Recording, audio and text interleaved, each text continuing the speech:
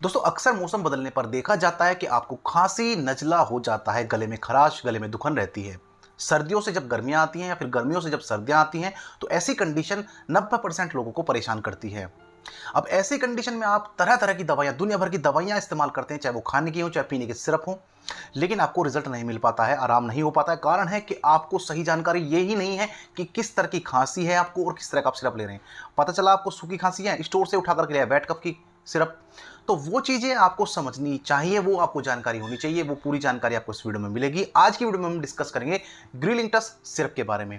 अब समस्या क्या है कि ये खाली एक नाम से नहीं आती है, ये भी 3-4 तरह के नाम से आती है।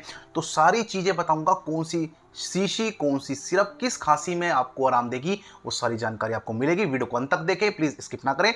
इसी के साथ अगर वीडियो पर नए हैं, चैनल पर नए, तो प्लीज़ चैनल को सब्सक्राइब करके अपना प्यार जरूर दिखाएं। तो जान लेते हैं किस किस नाम से आपको मिल जाती है। पहले आती है ग्रिलिंटस प्लेन। प्लेन कोई नाम नहीं है, प्लेन का मतलब खाली ग्रिलिंटस। अब इसके अंदर साल्ट की बात करते हैं तो इसके अंदर डेक्स्ट्रोमेथोर्फन और क्लोरफेनेरामाइन, अमोनियम क्लोराइड और गुआफेनेसिन, ये 4 साल्ट आपको देखने को मिलते हैं। कैसे काम करते हैं साल्ट? डेक्स्ट्रोमेथोर्फन आपके ब्रेन में काम करता है। ब्रेन में होते हैं कफ सेंटर, जो कि कफ के लिए रिस्पॉन्सिबल होते हैं, जिम्मेदार होते हैं। खांसी उठती है, हमारा दिमाग बताता है यहाँ कुछ अटका हुआ है, तो वो खांसी कराता है बॉडी से। हमारी जो भी कुछ है वो हमारा दिमाग करता है। आपको छींक आती है, दिमाग से होता है। तो ये सेंटर जो होते हैं वो डेक्स्ट्रोमेथोर्फन उन्हें सप्रेस कर देता है और आपको खांसी नहीं उठती है।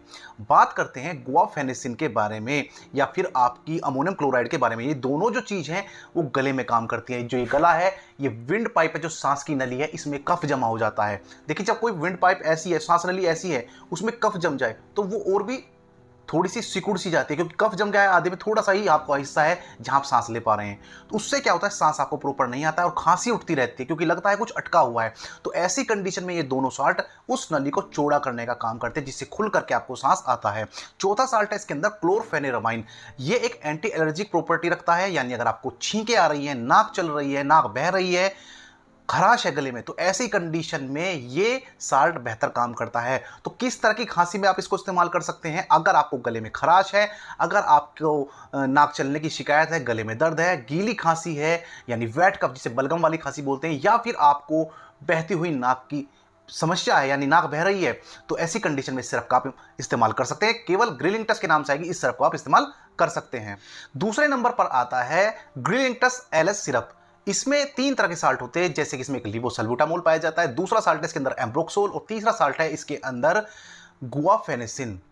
अब जो लीवोसल्बुटामोल है वो ब्रोंकोडायलेटर के रूप में काम करता है, जो हमारा ब्रोंकस है उसको चौड़ा करने का काम करता है, जिससे सांस खुल करके आता है, आपको खांसी नहीं उठती है। अब बात कर लेते हैं हमारे जो 2 साल्ट अलग बचते हैं, एम्ब्रोक्सोल और गुआफेनेसिन। ये म्यूकोलिटिक होते हैं, यानी म्यूकस को बाहर निकालते हैं, यानी बलगम को, म्यूकस होता है बलगम, तो जो कफ बलगम जमा हुआ है उसे बाहर निकालते हैं पतला करके।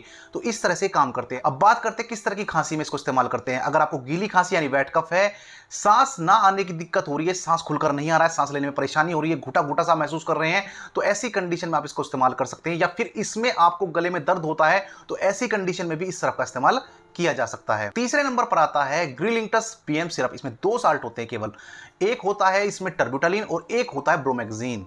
टर्ब्यूटालिन ब्रोंकोडायलेटर के रूप में काम करता है, जैसे कि लीवोसल्बुटामोल करता है, तो ये भी ब्रोंकस को चौड़ा करता है, सांस खुल करके आता है, खांसी नहीं उठती है। और जो ब्रोमेक्सिन है वो म्यूकोलिटिक एजेंट के रूप में काम करता है, यानी आपको जो बलगम की शिकायत है, चिपका हुआ है गले में, उसे बाहर निकालने की कोशिश करता है, उसे बाहर निकालकर आपको खांसी ना आने की दिक्कत को समाप्त करता है। तो किस तरह की खांसी को आप इस सिरप को इस्तेमाल कर सकते हैं, किस तरह की खांसी में? तो अगर आपको गले में दर्द है, सांस आपको नहीं आ रहा है खुल करके, या आपको वेट कफ यानी गीली खांसी है, तो वहां पर इसका इस्तेमाल किया जा सकता है।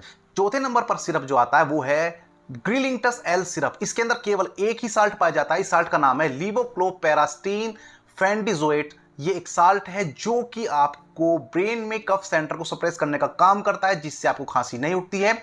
ये एंटीटसिव प्रॉपर्टी रखता है, एंटीटसिव क्लास की दवा है, जो कि आपको सूखी खांसी, सूखा धसका जैसा उठता है, उस तरह की खांसी में आप इस सिरप को इस्तेमाल कर सकते हैं। तो दोस्तों आज की वीडियो के माध्यम से आपने जाना होगा कि कौन सा सिरप हम किस तरह की खांसी में इस्तेमाल करते हैं। समस्या हम लोगों के साथ यही होती है कि खांसी सूखी है, हमने बलगम वाली खांसी का सिरप उठा करके पी लिया, या आपको बलगम वाली खांसी है तो सूखी खांसी का सिरप पी लिया, और फिर कहते हैं कि जी महंगे से महंगा सिरप हमने इस्तेमाल कर लिया, लेकिन डॉक्टर साहब आराम नहीं हो पा रहा है। तो रीजन यही है, आप अपनी दवाई को समझे, ये समझे कि कौन सी दवाई कब किस समय लेनी होती है और कितनी मात्रा में लेनी होती है, या फिर कहाँ कौन सा साल्ट काम करता है।